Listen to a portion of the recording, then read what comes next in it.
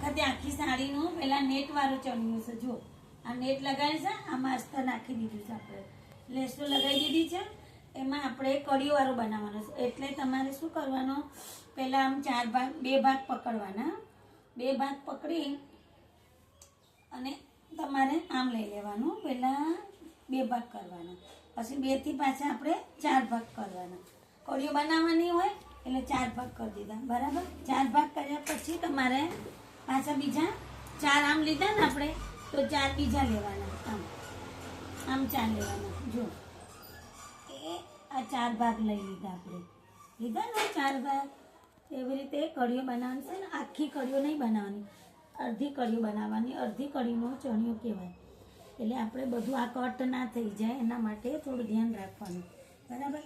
આપણી કમર હોય એ પ્રમાણે આપણે જો પહેલાં આપણે અહીંયાથી 4 છોડવાના.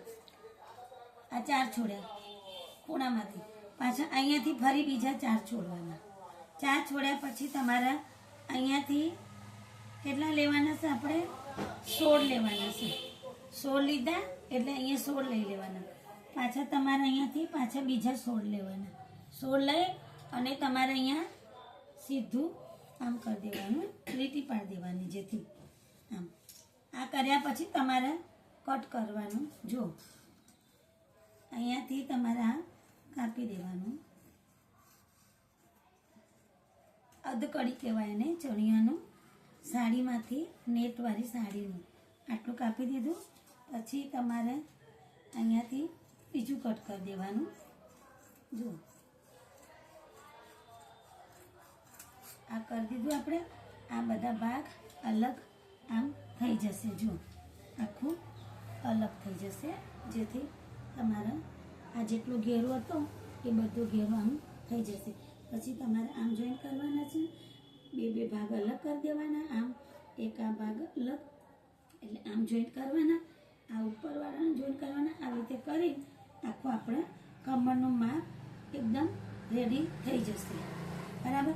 આ કમર લીધી હોય એ પ્રમાણે તમારા ઉપરનું નેફો જોઈન થઈ જશે.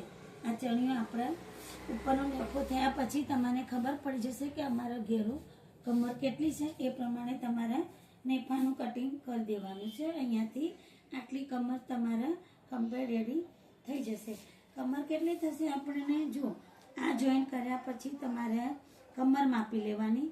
કમર તમારે જેટલી હોય એટલી તમારે અહીંયાથી તમારે લેવાના 14.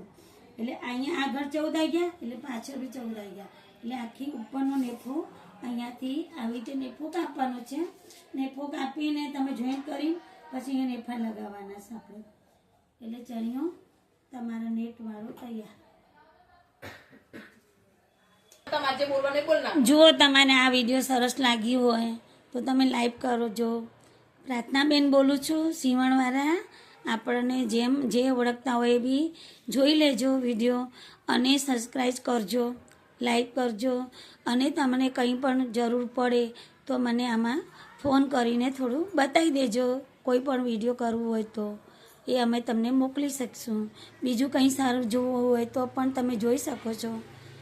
ચલો, જય માતાજી.